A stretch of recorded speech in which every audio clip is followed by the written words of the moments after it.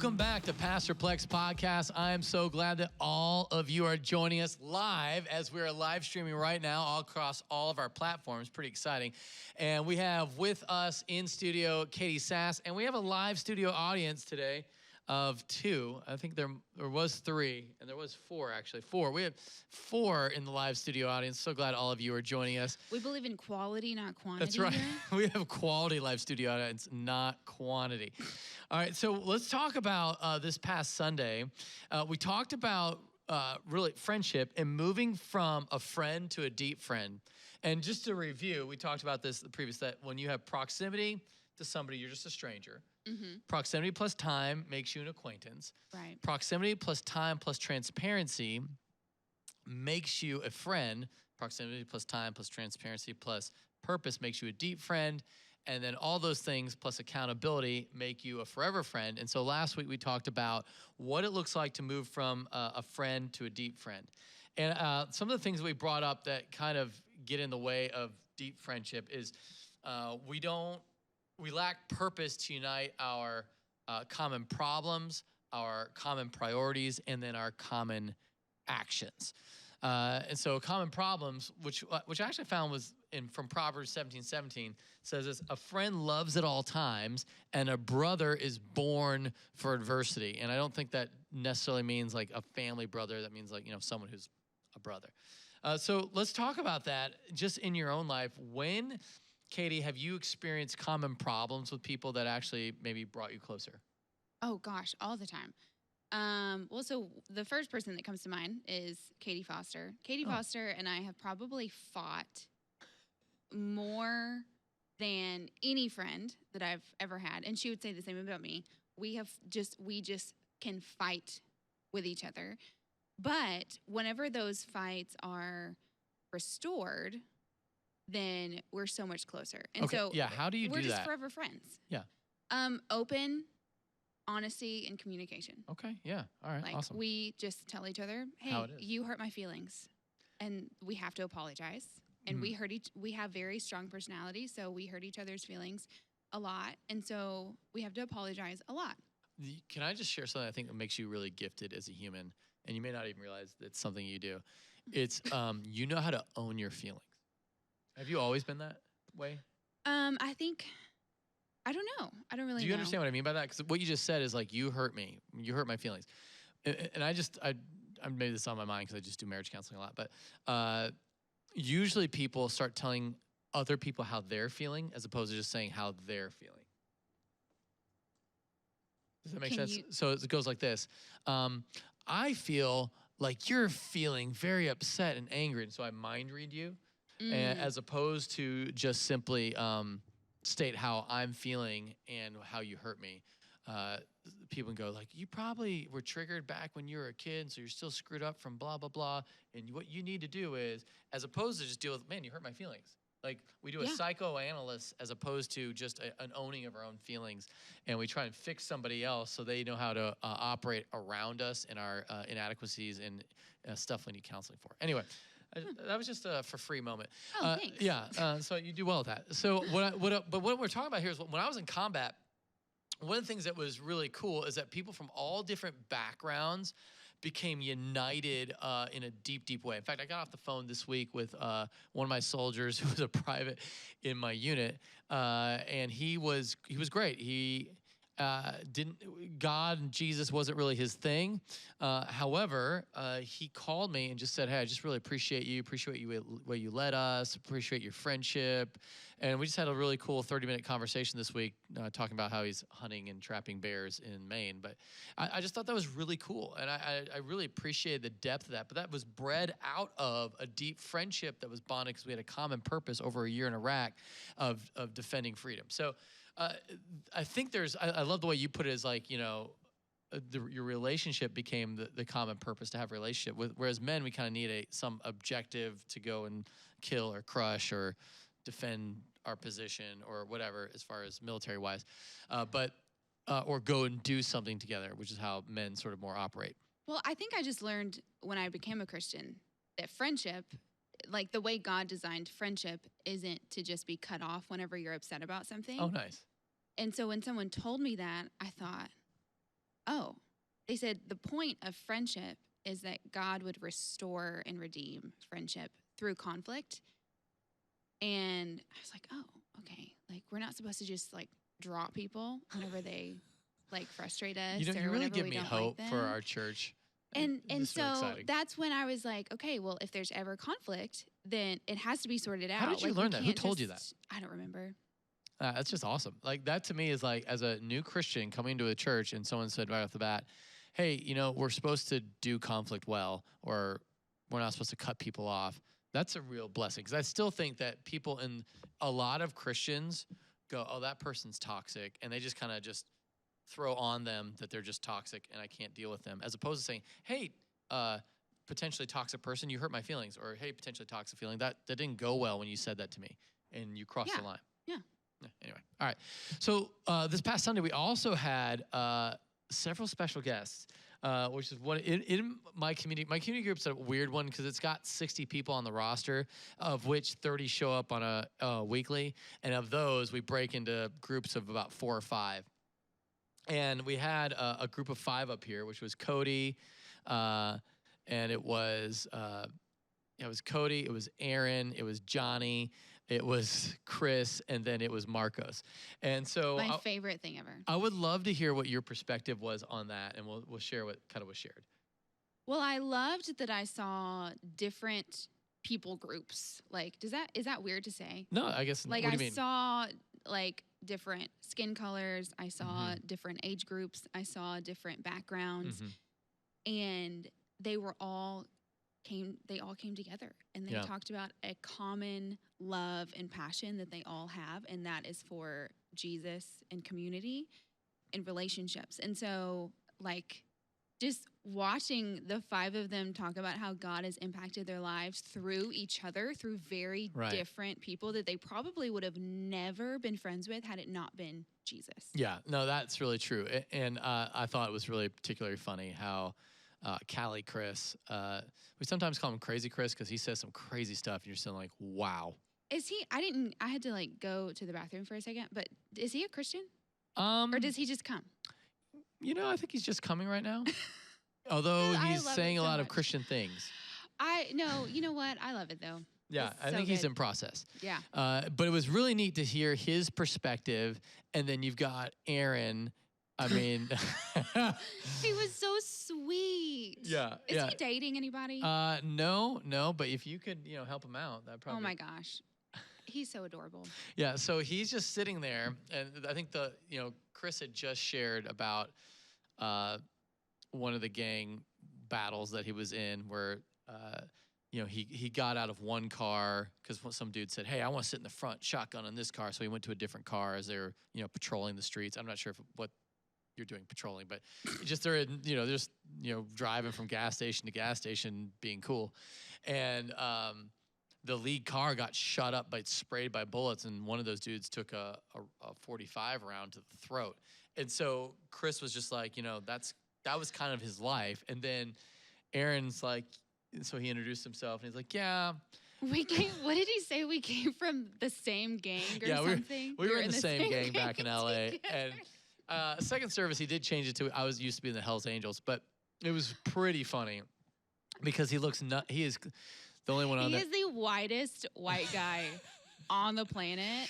I don't even know him, but I was just like listening to him talk, and I'm like, oh my gosh, you're from he's from Illinois, like or the middle something. of rural Illinois. Yeah, and then with all these other guys that he literally nothing in common but Jesus, and that just is my favorite thing ever. Well, yeah, he would meet with Johnny, so Johnny's profession before becoming a Christian was he worked in the strip club as like he would do alcohol sales, and then he would also do, like, he started in the bathroom where you like give guys mints and cologne or whatever to do your thing, and then he'd sell alcohol on the floor, which he makes so a he lot was of money. the dude in the bathroom. He was the dude in the bathroom, and then got promoted to the guy on the floor, I guess, where he sells.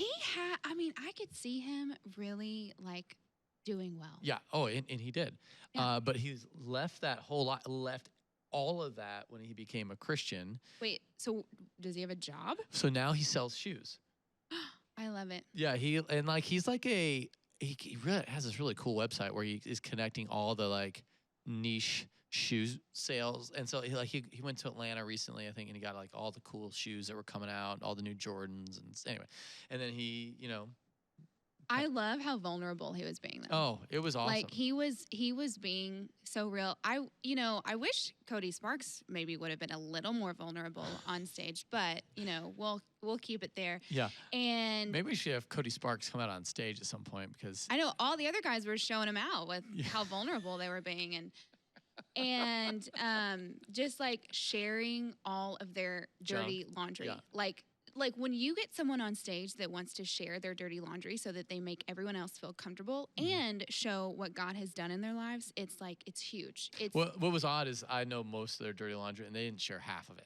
But it was so much for everyone else that didn't really know like, them. It just is like, yeah, that's the God of redemption, right? So there. the beautiful thing I thought was Marcos, and I think we talked about it, but we did. We talked about it on Sunday, where Marcos, he had a whole bunch of personal circumstances. A friend had died. His apartment, he had to leave because of black mold, and he had a special deal to be in there, and it was a ministry of sorts, and he was just coming back to faith, and it just, all these things were not coming back. Like, he's always been a Christian, but getting serious about his faith again. And so all these really awful circumstances happened. He's like, I'm done. I'm not coming back to church anymore. I'm done with God. I'm done with God's people. And God's people weren't done with him.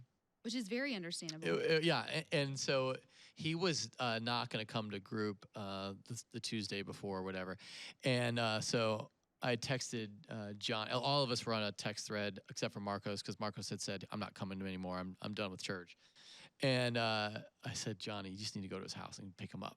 I died laughing. And so the backstory is, so to get Marcos to come, he goes, hey, man, let's go get some drinks. We'll go to the club. And what he meant by the club was the strip club. And Marcos got all dressed up, thinking they were going to the strip club. And because he was done with God. And then, so they get halfway there, and he's like, we're actually going to the pastor's house. And so what did he show up wearing? Oh, he smelled good. He was wearing like nice jeans and a collared shirt and a sweet Buc-ee's hat. This is like the best thing I've ever heard. So he gets there, and he was just so angry at us, and it was really cool though. He goes, I'm angry. Like I said, all right, we had our big group time. I said, is the Lord speaking to anybody today? And I thought, oh, awesome, you came. You were, because he said, I'm not done. I'm done with church. So clearly God had spoken to him, and he was pissed. I didn't know anything about anything. And I go, Marcos, tell us what God's been speaking to you. He's like, I don't want to be here. I don't like any of you. I don't want God right now. And I'm so glad he didn't fake it. Oh, it was great. And so then I said, okay, Marcos, I appreciate you sharing that. Come sit in the middle of the group. We're going to all pray over you. So 32 guys laid hands on him and prayed over him. And just thank God for his confession, asked that God would move in his life. And then it was really cool because, after that, he just got angry and fell asleep on the couch because he couldn't go home. But then after that, 2 nights later, I had those guys come back to my house, and they made it right with Marcos. But I still think they did the right thing, even though they did lie to him. But they did apologize for lying. And they said, bro, we want to love you and support you. And that's when, that night, we came up with the idea of Marcos and all those guys coming on Sunday. And so that was on. Oh, man. And then on Sunday morning, we met up at like 6 a.m. at IHOP, which for all those guys is like really early. Yeah, it was so funny. So we met at 6, and then Cody had gathered up about $1,000 and gave it to him that day. So it was a pretty amazing thing to kind of watch God work, just to bless somebody that wasn't wanting blessing. He wanted out. He wanted out. Yeah. And then the community of believers rallied around him to love him right where he's at. And it was just a really cool moment to experience with all those guys really early. In fact, we met at IHOP, but IHOP was closed. IHOP was closed? They weren't serving food. They were only doing to-go orders, so we were allowed to sit in the lobby, and then we got everybody, and we went to Bill Miller's, and they were serving food, so that worked out. Huh. Yeah, there you go. There's your fun fact of restaurants. But anyway, that is literally the picture of the type of friendship that God has called us to have. Yeah, and I think that that's what's really special that about. I don't want to say like our church has got it. No other church has got it figured out. This has been Christianity from the get go.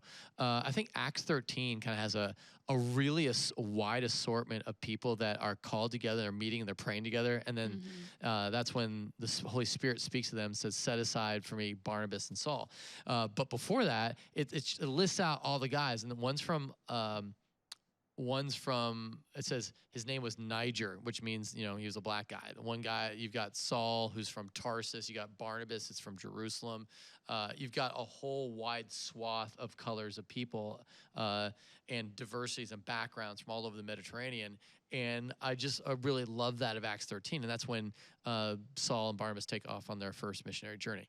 Anyway, all that to say, it's just a powerful thing to watch God move in our group and then watch God move here on that Sunday morning. Because I think a lot of people were like, wow. We just said the same word at the same time. That's fun. We've been working together for a while here. Yeah, it's been a while. All right, so so what do you think? The big challenge for us was to get people into community with great purpose, and because without purpose, there's no. I mean, you can be transparent about your life, but without a purpose that draws you together, you don't have connection. And the question that we got this week, I thought was really a great one that really feeds into this. It was, what kind of friendship do you have when there's proximity, time, and purpose, but there's no real transparency? So let me tell you who has this. So, for example, you put a bunch of men on a baseball team, basketball team, football team, or you go to war together, and they don't know each other, but they have to fight with each other, or not fight with, but fight alongside each other. You have a teammate. Or maybe you have a roommate. But you move from roommate to friend when you start getting transparent. But a teammate can have the same purpose. A classmate can sort of have the same purpose. All those have the same purpose, and you have proximity and you have time, but you don't have real friendship because you don't have transparency. Mm-hmm. And so have you ever had any, I guess, relationships? I mean, I had those because, there's some guys in my unit that I wasn't close with because they never knew my stuff. And so we were teammates. So I can look at it that way. And maybe there's people at church, but I try and be pretty transparent here so that if I don't know your stuff, then it's hard for me to be a deep friend with you. We probably need to work on acquaintance to friendship. But have you ever experienced a teammate relationship? No. Like both ways? I can't imagine that you would ever have a person that you were not transparent with. So transparency has always, it's kind of the only way I know how to make friends. That's just how I've always functioned. Yeah. But there have been times, relationships that I've been in with other girls that I am transparent, and I'm trying so hard to just share. Do you ever overshare because you're trying to get them to share? Yes. How do you know if you've overshared? You just feel it. You just kind of go, oh, I think that was too much for them. I think that was too much for maybe the amount of time we've been friends. maybe that was a lot. So does birthing happen within the first 3 minutes, or I mean, because you cross that. I mean, for you that line is very. Does it move? No, I have a giant bucket, and I don't really think there are levels in this bucket. There's not like a line drawn anywhere, and I don't know that. I don't know if that is bad or if I should work on, I have never really thought deeply about the way that I function in social settings. And so, but that's just the only way that I know how and I feel comfortable making friends is vulnerability and transparency and just. So here's some advice. Just let's go cross sex conversation, because this is where transparency can put you in a hurt box.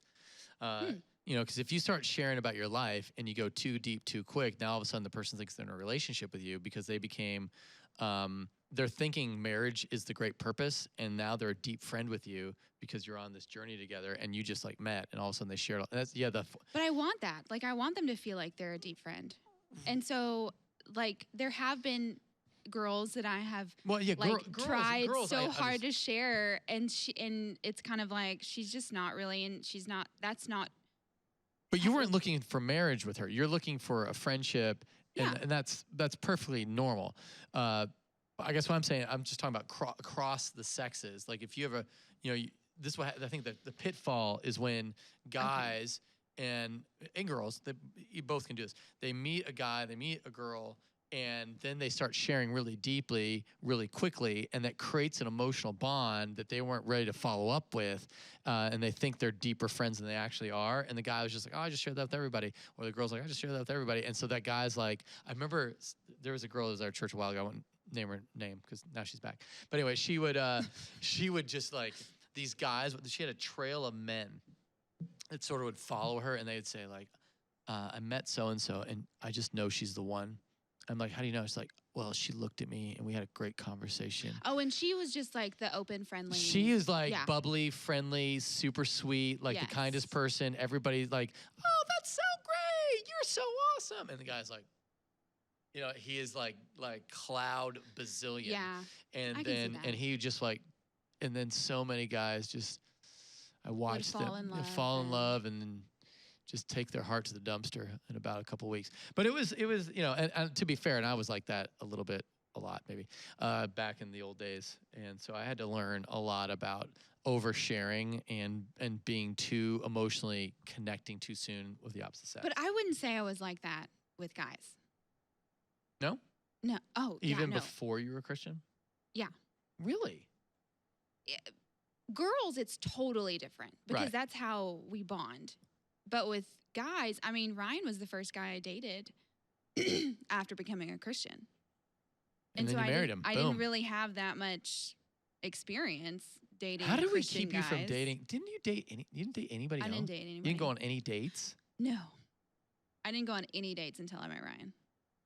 Do you remember when I... So for that was 2 years. It was at the Well back in the young adult days. I had crushes. Yeah, okay. Yeah. Oh, wait a minute. Okay, don't say his name. Don't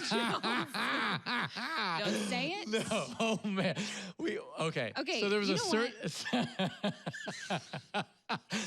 Oh, I remember quite clearly. Right. If we're gonna go here, then we can freaking go here. I'm just saying there were guys that you were definitely into and you were hanging out with. I remember. There was one guy that I liked, and we hung out. Just me and him, quite a bit. And then. And I thought he's into me.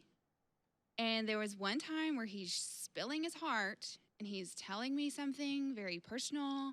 And we are literally alone together. And I'm thinking, wow, this is like the moment. And he goes, you're like a sister to me. And I remember thinking, are you freaking kidding me? Okay, so there has been a time. Yeah, and I was on the other end. So maybe that's why I'm like, I don't really know. But I was on the other end of that. Now, wow, thank you for... Yeah, that was and I remember warning you. It was very painful. Yeah, and I said, don't do it, Katie. And you're like, well, you don't really know. I was like, no, he likes me. And so then... He drops me off I really hope he doesn't listen to the podcast. This is going to be mortifying. If he does, you know what? Great. We'll have a conversation. Yeah, it'll be good for you. He was dropping me off at my apartment, and I felt so defeated. Like, I was like, this is stupid. Like, I'm sitting here thinking that, like, we were about to start dating, and then you tell me I'm a sister, and I'm like, I don't like that. Like, so then he drops me off, and I go, I don't think we should hang out anymore. Wow. And he was like, oh, okay. And I got out of the car and we never hung out again. Okay, so that is where you have a awesome boldness. You know, the only person in the world that did that to me? Your wife. My wife. Yeah. Yeah, I married her. Yeah.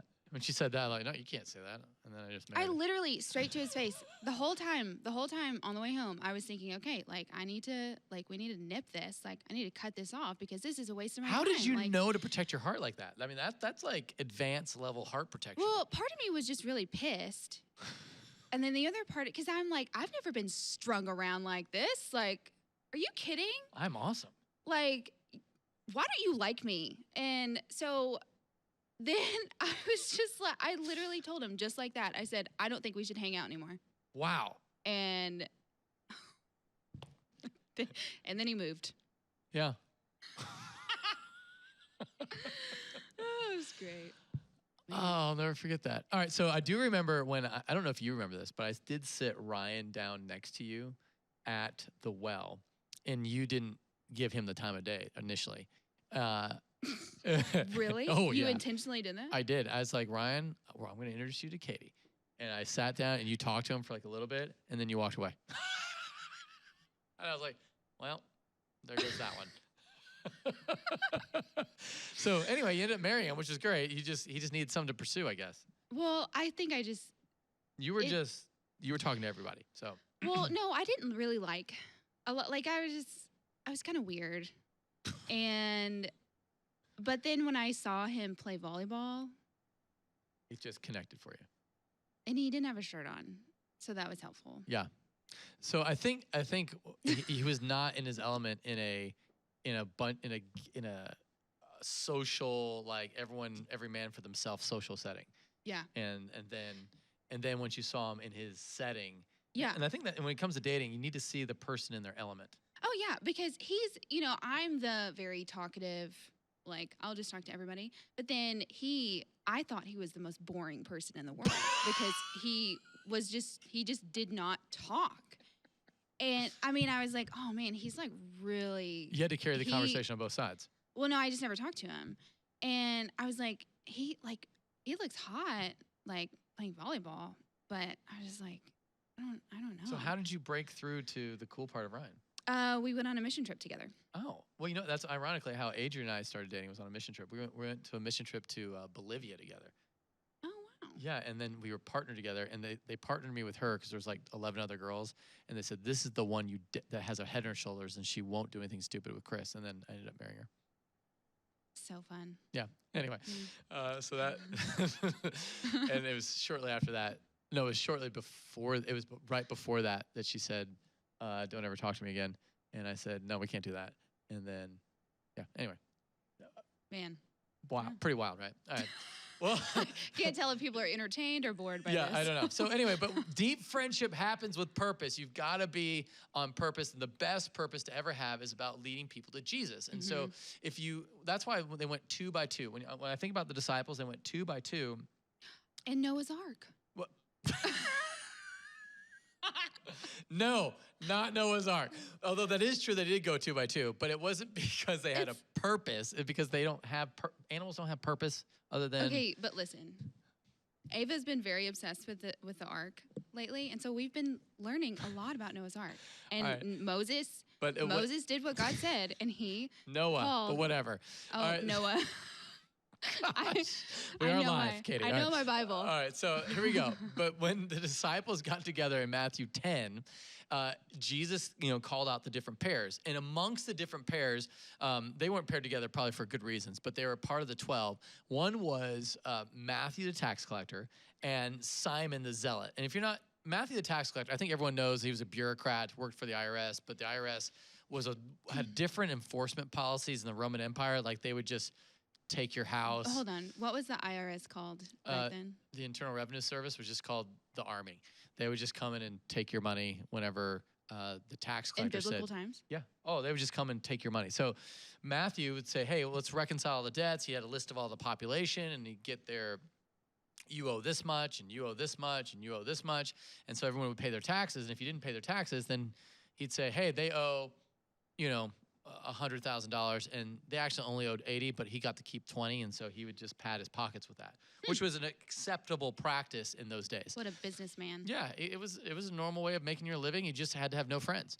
But Simon the Zealot, he was the complete opposite. He was kind of like the Jewish nationalist that was all about the Second Amendment rights, and he was ready to kill off the Roman, imperialist, and he wanted freedom, especially to establish the Jewish nation all over again. And in fact, he thought that's what Jesus was all about. And so you got Matthew the tax collector, who came from, probably like a way liberal point of view, big government person, and then a super conservative, small government person. Wants to kind of establish a religious theocracy on earth, and they come together on the same team to promote the kingdom of God. To me, that was really powerful. That's where purpose triumphed over the preference that they all had from their backgrounds. So I feel like that's the ultimate binding thing. I think what really, when I think about you and Catie Foster, I think the thing that was a real cool part for you guys were always on mission together to reach people. Like there was never a point where you're like, nah. When you were hanging out, you were doing it on purpose, intentional. You were doing discipleship. You were reaching out to lost people. I do remember back in the day that you would sometimes go to the bar. Like this is when you were first a new Christian, and you go to bars and just tell people about Jesus there. Do you remember that? Yeah, and that didn't last very long because I couldn't it just felt weird. Yeah. Oh, it was interesting. Yeah, maybe I just had that memory of you coming and telling me that story. And I was like, wow, that was really bold. I'm sure that went over really well. Yeah, it was. Anyway, passion was there. Yeah, the passion was there. Wisdom, maybe, not so much. But hey, you clearly brought people to faith. Was it Brianna? Mm-hmm. Do you know how we put Catie Sas? We enrolled Catie into a class. Was it? What school was it? It was ACC. And your job was to make a friend and lead her to Jesus, and you did it. Mm-hmm. It was pretty impressive. It was really fun. Yeah. All right. Well, anyway, hey, listen, we're gonna wrap it up here. We're gonna go to the next podcast is we're gonna be talking about something really powerful. It's specifically this question that I know everyone is wanting the answer to, because we kind of gave a teaser last week. Why submit to your husband, and what does it tangibly look like? So if you want to join the conversation, we're going to go again for another live round, but you can join us at 737-231-0605, or just go to pastorplek.com, and we'll love to have field all your questions, and we'll answer them with none other than Catie Sas. So grateful for your time, and have an awesome week of worship.